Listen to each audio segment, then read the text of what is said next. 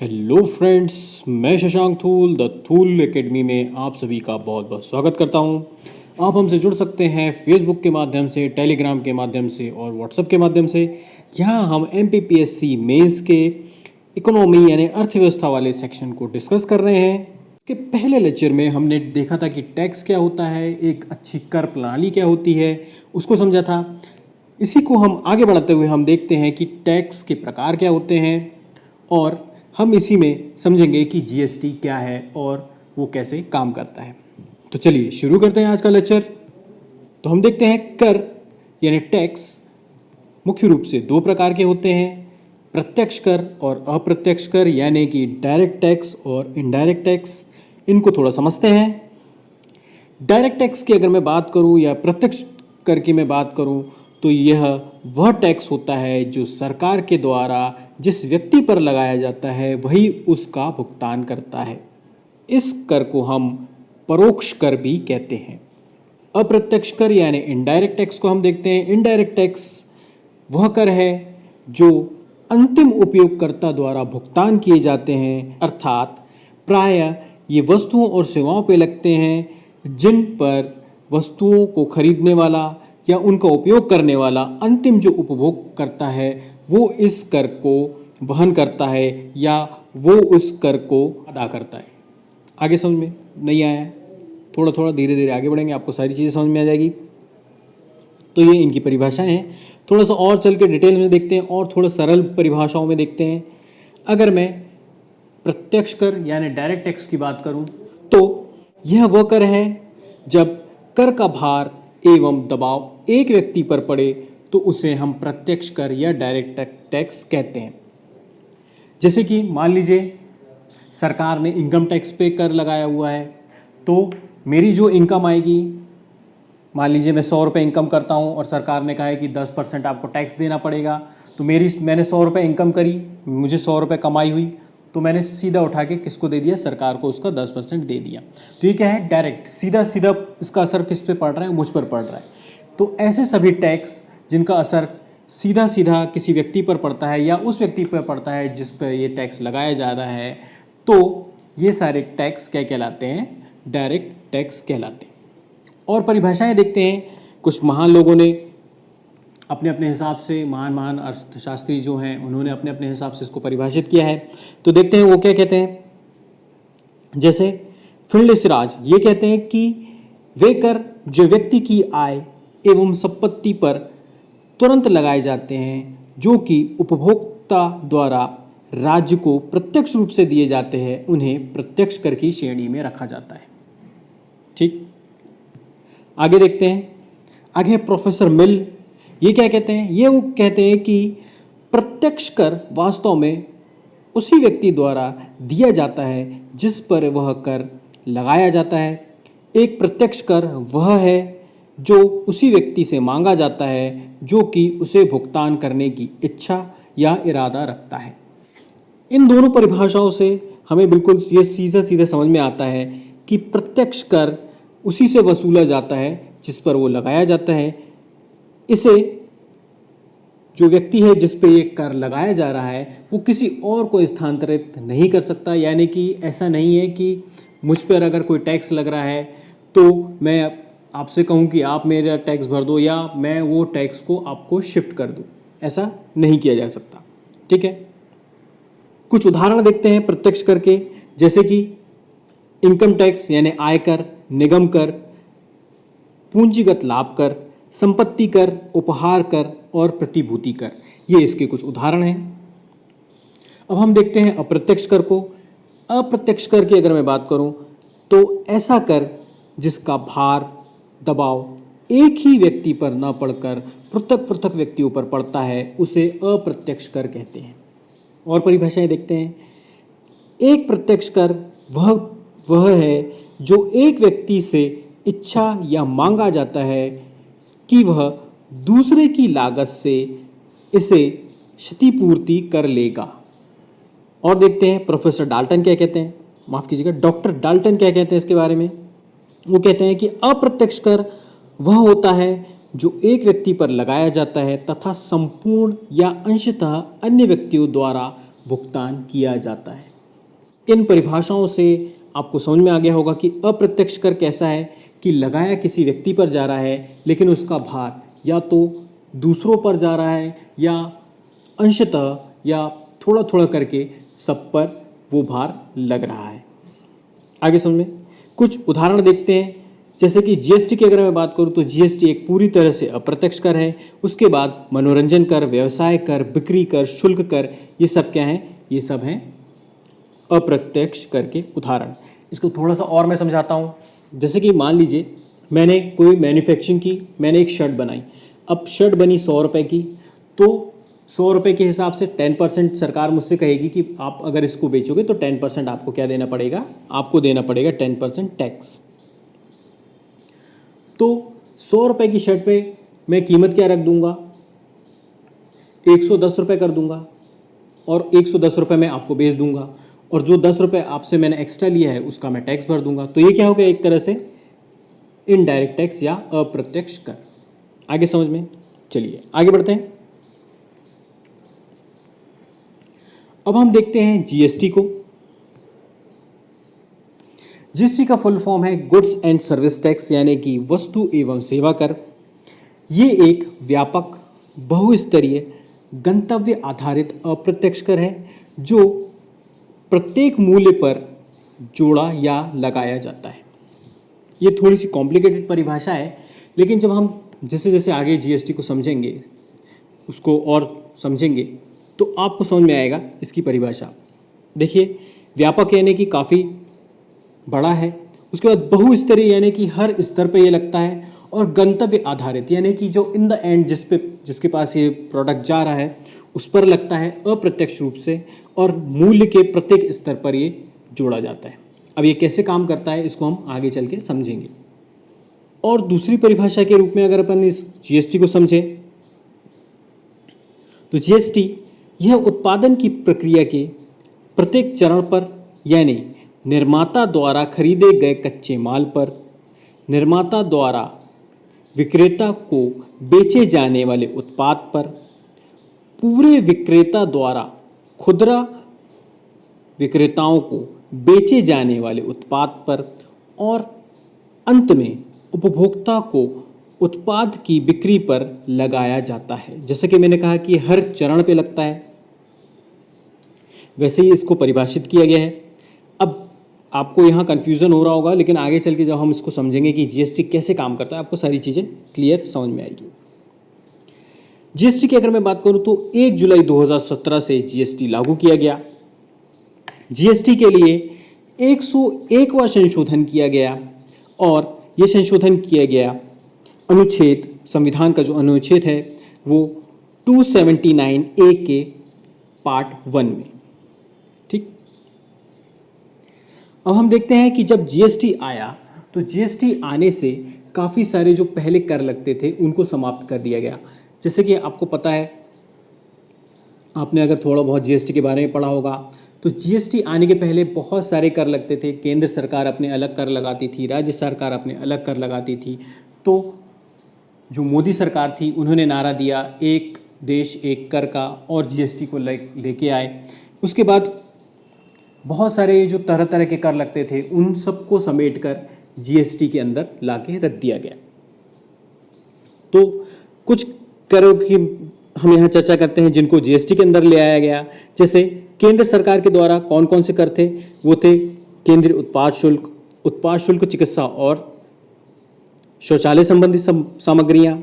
उसके बाद अतिरिक्त उत्पाद शुल्क, अतिरिक्त सीमा शुल्क, विशेष अतिरिक्त सीमा शुल्क, सेवा कर, माल या सेवा की पूर्ति, और उपकर और अधिभार।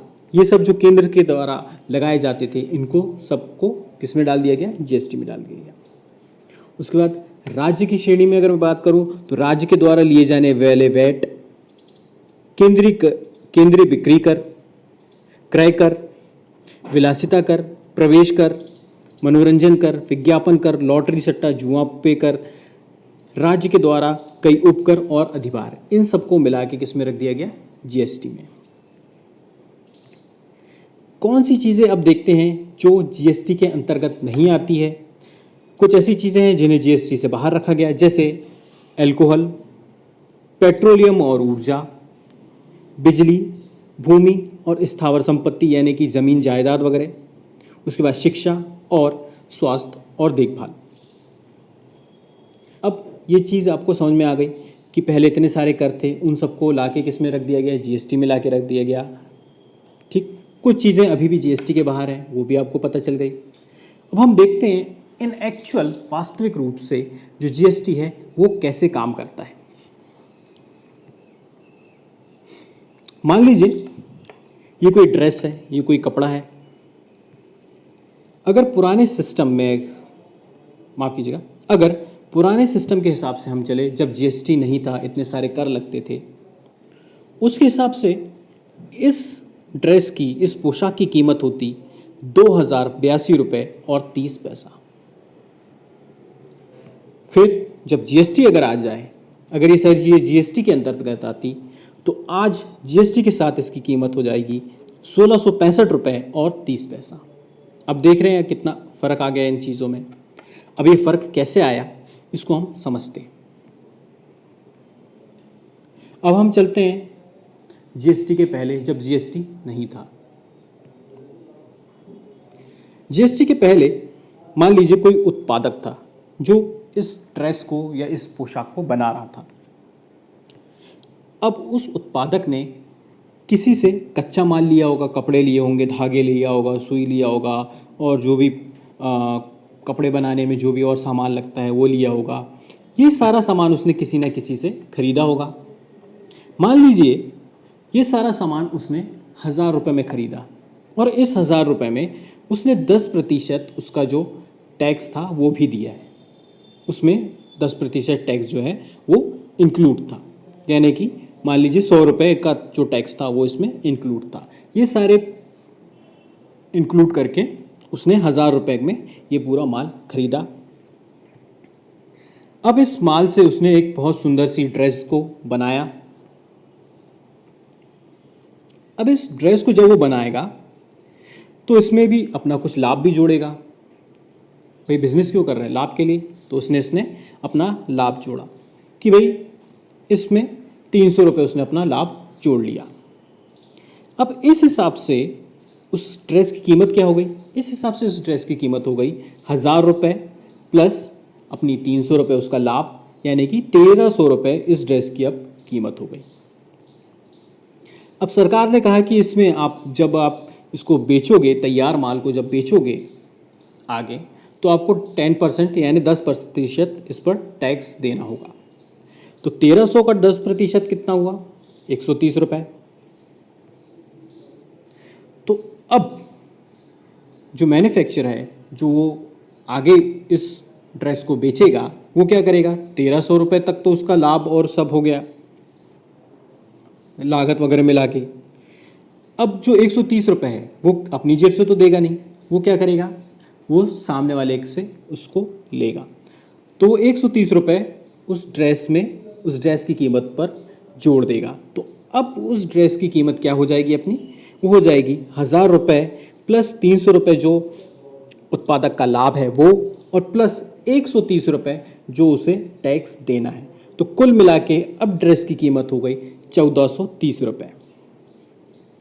अब ये जो उत्पादक है, इससे ड्रेस कौन खरीदेगा? इससे ड्रेस खरीदेगा होलसेलर। चलिए अब होलसेलर को देख लेते हैं। अब ये होलसेलर है, इसने क्या किया? इसने जो उत्पादक है, जो मैन्युफैक्चरर है, जो ड्रेस बना रहा है, उससे 1430 रुपये में ड्रेस खरीदी। अब 1430 रुपये में इसने ड्रेस खरीदी, तो ये भी आगे जब बेचेगा तो इसमें मुनाफा रखेगा, अपना कुछ लाभ रखेगा। तो इसने जोड़ा कि 200 रुपये में हर ड्रेस पे लूँगा, तो 200 रुपये हो गए, इसने अपनी ड्रेस की कीमत में जोड़ लिया। अब 200 रुपये जब इसने जोड़ा तो ड्रेस की कीमत कितनी हो गई? अब ड्रेस की कीमत हो गई 1630 रुपये। अब 1630 रुपये में जब ये ड्रेस किसी को बेचेगा तो इससे क्या लगेगा? बिक्री कर लगेगा। बिक्री कर जैसे सरकार ने कहा कि 10% आपको देना ही है बेचने के लिए, तो 1630 रुपये का 10% उसको सरकार को देना पड़ेगा। अब 1630 रुपये वो किससे वसूलेगा? ये उससे वसूल होगा जिसको ये आगे माल बेच रहा है। अब 1630 रुपये का 10% कितना हो गया? 163 रुपये। ठीक, अब ये क्या करेगा? अब इस 163 रुपये को अपनी ड्रेस की कीमत में जोड़ लेगा, तभी तो सामने वाले से वसूलेगा ना। अब 1630 रुपये प्लस 163 रुपये यानी ये कितना हो गया? 1793 रुपये। अब ये जब आगे सामने वाले को बेचेगा तो कितने में बेचेगा? 1793 रुपये में। अब आगे बढ़ते हैं। अब ये जो होलसेलर है, ये जो थोक व्यापारी है, इनसे कौन माल खरीदेगा? इनसे माल खरीदेंगे अपने खुदरा व्यापारी यानी कि रिटेलर्स। अब ये रिटेलर्स इनसे माल खरीद के लाएंगे। कितने रुपए में ये खरीद रहे हैं? ये खरीद रहे हैं 1793 रुपये में। अब इस रिटेलर ने यानी इस शॉप के ओनर ने कहा कि भाई मैं हर ड्रेस पर 100 रुपये अपना लाभ कमाऊंगा, तो उसने 100 रुपये ऐड कर दिए हर ड्रेस में। तो इस प्रकार उस ड्रेस की कीमत कितनी हो गई? इस प्रकार इस ड्रेस की कीमत हो गई 1893 रुपये। लेकिन अब इस शॉप में उसने 1893 के रुपए के हिसाब से अपनी माल या ड्रेस को रख दिया। अब हम और आप क्या करेंगे? उसकी दुकान पे जाएंगे और वहाँ से वो ड्रेस खरीदेंगे। लेकिन जब हम खरीदेंगे या वो दुकानदार हमको जब वो ड्रेस बेचेगा तो फिर उसको टैक्स देना पड़ेगा। अब वो दुकानदार जब टैक्स देगा तो जैसा कि कहा कि 10% सरकार टैक्स ले रही है, तो फिर इस ड्रेस की कीमत का 10% कितना हो जाएगा? वो हो जाएगा 189 रुपये और 30 पैसा। ठीक, तो अब वो क्या करेगा? ये 189 रुपये और 30 पैसा जो है वो हमसे वसूलेगा, क्योंकि हम उसके से खरीद रहे हैं। अब ये क्या करेगा? इस टैक्स को वो ड्रेस की कीमत में जोड़ देगा। तो 100 तो होगा 1893 रुपये प्लस 189 रुपये और 30 पैसा, और कुल मिला के अब ड्रेस की कीमत हो जाएगी 2082 रुपये और 30 पैसा। तो इस प्रकार ये जो ड्रेस है जब हम उस शॉप पे जाके खरीदेंगे तो हमको पड़ेगी 2082 रुपये और 30 पैसे में। आगे समझ में? ये तब का सिस्टम है जब जीएसटी नहीं। तो इस प्रकार जो ड्रेस की कीमत हुई वो हुई 2082 रुपये और 30 पैसा। इस पूरी ड्रेस में अगर हम देखें तो सिर्फ और सिर्फ टैक्स का अगर हम जोड़ लगाएं तो कितना हो जाएगा? पहले जो मैन्युफैक्चर था उसने जब कच्चा माल लिया था तब 100 रुपये टैक्स दिया था, फिर उसके बाद उसने 130 रुपये टैक्स भरा खुद, फिर उसके बाद जो होलसेलर था थोक व्यापारी उसने टैक्स वसूला 163 रुपये, फिर उसके बाद जो रिटेलर था जिसकी शॉप पे जाके हमने लिया उसने भी टैक्स जो ड्रेस की कीमत थी उसमें जोड़ दिया, उसने जोड़ा था 189 रुपये और 30 पैसा। तो इस प्रकार हमने जब अंतिम उपभोक्ता के रूप में उस ड्रेस को खरीदा तो कुल 582 रुपये और 30 पैसा सिर्फ और सिर्फ टैक्स में दे दिया। आगे समझ में? तो ये थी कहानी जब जीएसटी नहीं था, यानी इसको टैक्स ऑन टैक्स सिस्टम कहते हैं, कर पर कर। अब देखते हैं जब जीएसटी आया तब क्या हुआ। पूरी कहानी वहीं से शुरू करते हैं।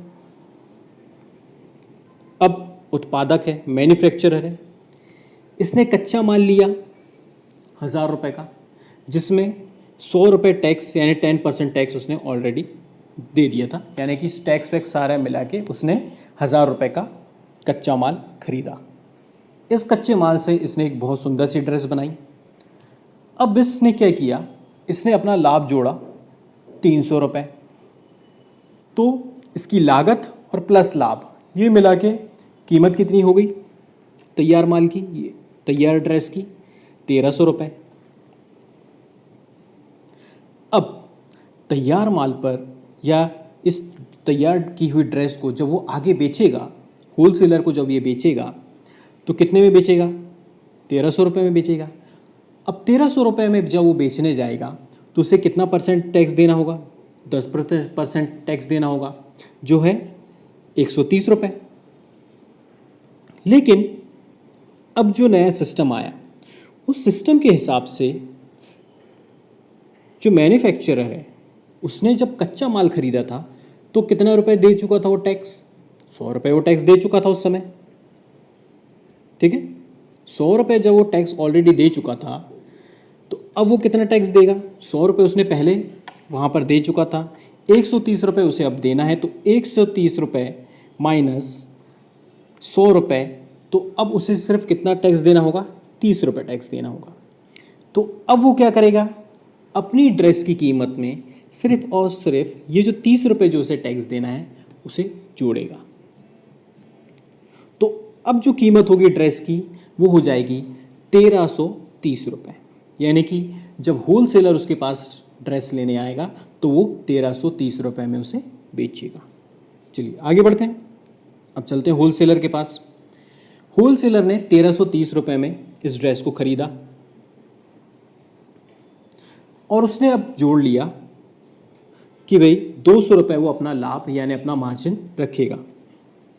तो 1330 रुपये प्लस 200 रुपये, यानी कि उसने कीमत निश्चित की कि 1530 रुपये में मुझे ये ड्रेस बेचनी है। अब नियम के हिसाब से 1530 रुपये में जब वो बेचने जाएगा तो फिर उसे 10% टैक्स लगेगा, 10% टैक्स लगेगा। तो 1530 रुपये का 10% टैक्स कितना कहलाएगा? वो कहलाएगा 153 रुपये। अब आगे देखते हैं। अब जो टैक्स लगेगा वो कितना लगेगा? 153 रुपये, लेकिन उसमें से 100 रुपये जो था मैन्युफैक्चरर उसने दे दिया था, प्लस 30 रुपये और उसने ले लिया था, यानी 130 रुपये हम इस 153 रुपये से माइनस कर देंगे तो हमारे पास बचेगा 23 रुपये, यानी कि अब इस थोक व्यापारी को कितना टैक्स देना पड़ेगा? सिर्फ और सिर्फ 23 रुपये। तो ये जो 23 रुपये है ये अपनी ड्रेस की कीमत में जोड़ लेगा। तो इस प्रकार अब जो फाइनल ड्रेस की कीमत बनेगी वो बनेगी 1530 रुपये प्लस 23 रुपये, यानी 1553 रुपये। अब ये जब आगे बेचेगा तो कितने में बेचेगा? 1553 रुपये में। आगे समझ में? अब इस थोक व्यापारी के पास कौन जाएंगे? रिटेलर्स, यानी खुदरा व्यापारी। अब 1553 रुपये में ये क्या करेंगे? इनसे ड्रेस खरीद लेंगे और अपनी शॉप में रख लेंगे। अब इन्होंने मार्जिन जोड़ा या अपना लाभ जोड़ा 100 रुपये, यानी कि 1553 प्लस 100 यानी कि 1653 रुपये में ये ड्रेस को यहाँ पर अपनी शॉप में बेचेंगे। अब हम और आप क्या करेंगे? इनकी शॉप में जाएंगे और वो ड्रेस को खरीदेंगे। तो जब वो हमको बेचेगा तो फिर उसको टैक्स देना पड़ेगा। तो 1653 रुपये का 10% के हिसाब से टैक्स कितना बन जाएगा? ये बन जाएगा 1600, माफ़ कीजिएगा, तो ये बन जाएगा 165 रुपये और 30 पैसा। लेकिन नए सिस्टम के हिसाब से हम 100 रुपये जो था वापस चलेंगे। 100 रुपये किसने दे चुका था? जो मैन्युफैक्चर है उसने टैक्स जमा कर चुका था। 30 रुपये जो मैन्युफैक्चर है उसने टैक्स ले लिया था। किससे? थोक व्यापारी से। थोक व्यापारी ने 23 रुपये जो टैक्स था वो खुदरा व्यापारी से ले लिया था। तो इस प्रकार से ये जो ऑलरेडी टैक्स दिया जा चुका है इसको हम क्या करेंगे? 165 रुपये और 30 पैसे से घटा देंगे। तो इस प्रकार से जो खुदरा व्यापारी है उसे कितना टैक्स देना होगा? उसे देना होगा 12 रुपये और 30 पैसा। अब ये 12 रुपये 30 पैसा वो क्या करेगा? ड्रेस की कीमत में जोड़ लेगा। तो इस प्रकार जो फाइनल ड्रेस की कीमत बनेगी वो क्या बनेगी? वो बनेगी 1665 30 पैसा बनेगी। ठीक, तो जब हम लेने जाएंगे तो हमको कितने की पड़ेगी? हमको वो पड़ेगी 1665 रुपये और 30 पैसे की। आगे समझ में? तो इस प्रकार से ये जीएसटी सिस्टम काम करता है। तो इस प्रकार से अगर हम देखें, जब जीएसटी था या जीएसटी आ गया तो हमने कुल कितना टैक्स दिया? हमने पहले 100 रुपये टैक्स दिया, फिर हमने 30 रुपये टैक्स दिया, फिर हमने 23 रुपये टैक्स दिया और फिर हमने 12 रुपये 30 पैसे टैक्स दिया। तो कुल मिला के हमें सिर्फ और सिर्फ टैक्स देना पड़ा 165 रुपये और 30 पैसे का। इस प्रकार जीएसटी आने से जो कीमतें थी वो क्या हो गई? चीज़ों की कम हुई। चलिए आगे बढ़ते हैं। हम थोड़ा देखते हैं जीएसटी को, जीएसटी के प्रकारों को देखते हैं। जीएसटी के प्रकार की अगर मैं बात करूं तो मुख्य रूप से 4 भागों में इसको डिवाइड किया गया है, 4 भागों में इसे बांटा गया है। जैसे कि पहला हम देखते हैं, पहला है सीजीएसटी। सीजीएसटी में क्या किया गया है कि पहले जो केंद्र सरकार जितने भी टैक्स लेती थी, सी यानी सेंट्रल जीएसटी, तो पहले जितने भी केंद्र सरकार टैक्स लेती थी जैसे बिक्री कर, कस्टम ड्यूटी और ये सारी चीज़ें, केंद्रीय उत्पाद कर, तो ये सारी चीज़ों को मिला के किस में डाल दिया गया, सब डाल दिया गया सीजीएसटी के अंदर, यानी कि सेंट्रल जीएसटी के अंदर। फिर आया एसजीएसटी यानी कि स्टेट जीएसटी, राज्य जीएसटी जिसे कह सकते हैं। तो इसमें क्या किया गया कि जितने भी राज्य बहुत सारे जो छोटे बड़े सारे कर लगाता था, ठीक है, उनको उठा के किस में डाल दिया गया, सबको एसजीएसटी के अंदर। फिर आया आईजीएसटी।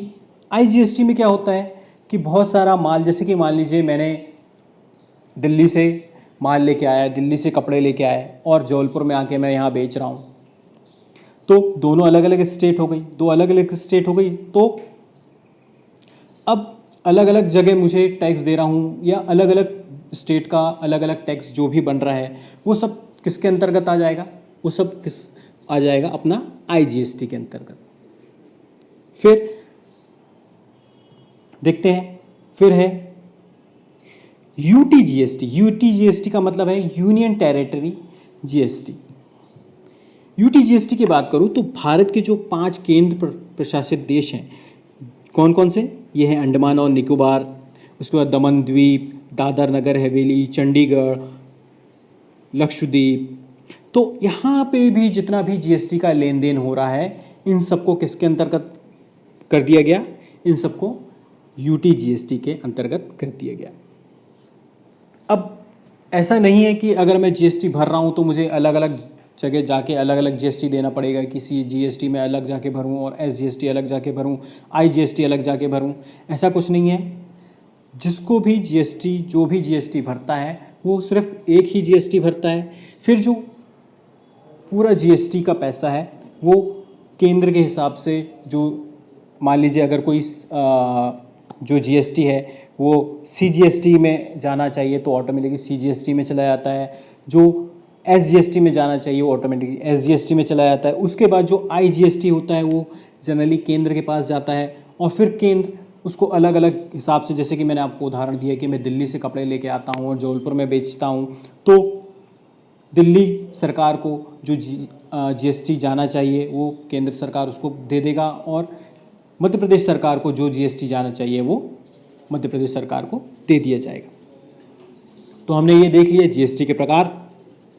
चलिए, अगर मैं जीएसटी के स्लैब की बात करूं तो जीएसटी जो है, जीएसटी को मुख्य रूप से 6 स्लैब्स में बांटा गया है। अभी ये लेटेस्ट वाला है और ये स्लैब्स जो हैं वो आगे पीछे बदलते रहते हैं, तो आप अपने हिसाब से उसको देख लीजिएगा।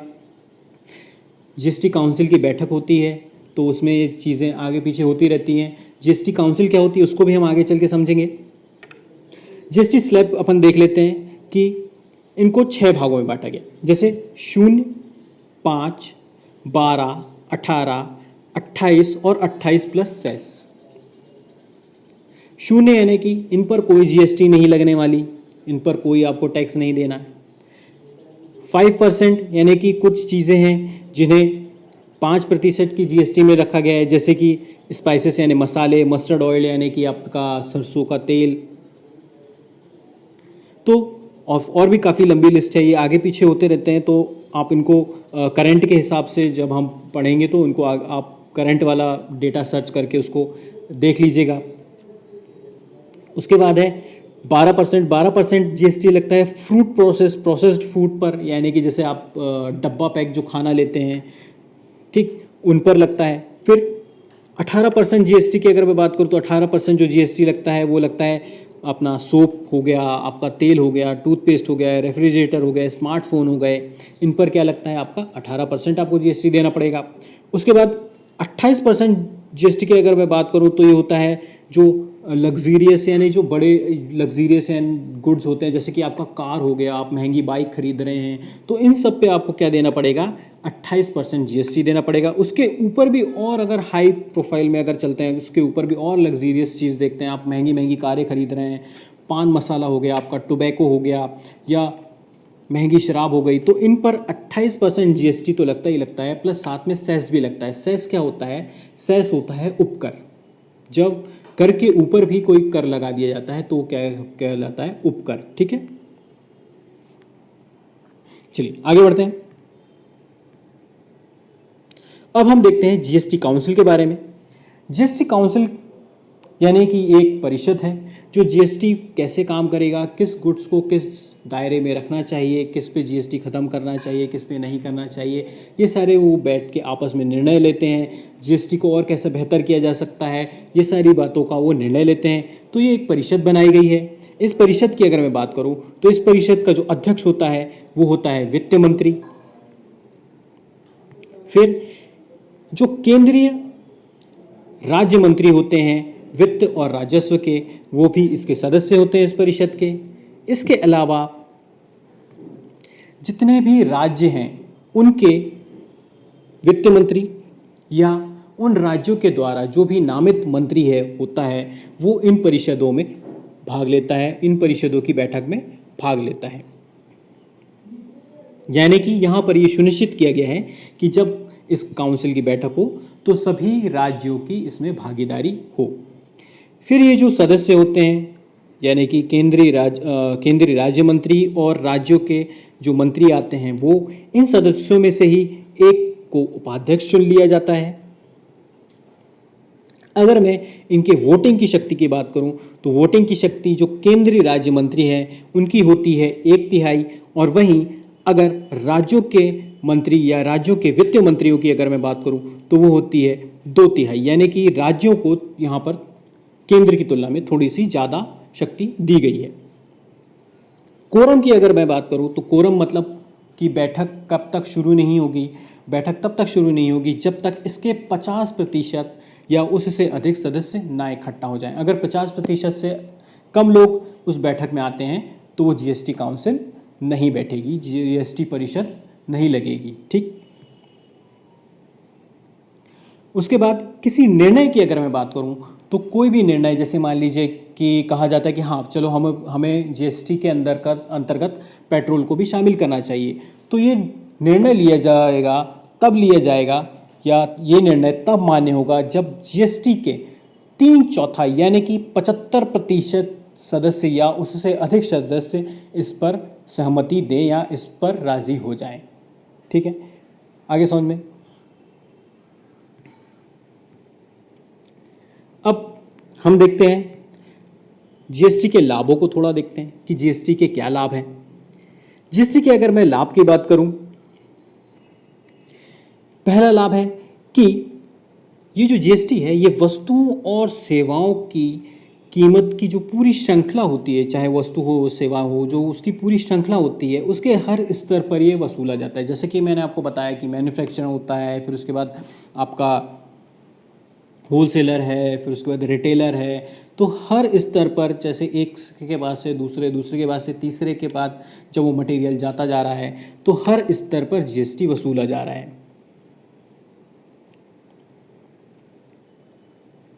इससे क्या होता है, इससे उत्पाद की जो कीमत होती है उसमें काफ़ी अंतर आ जाता है।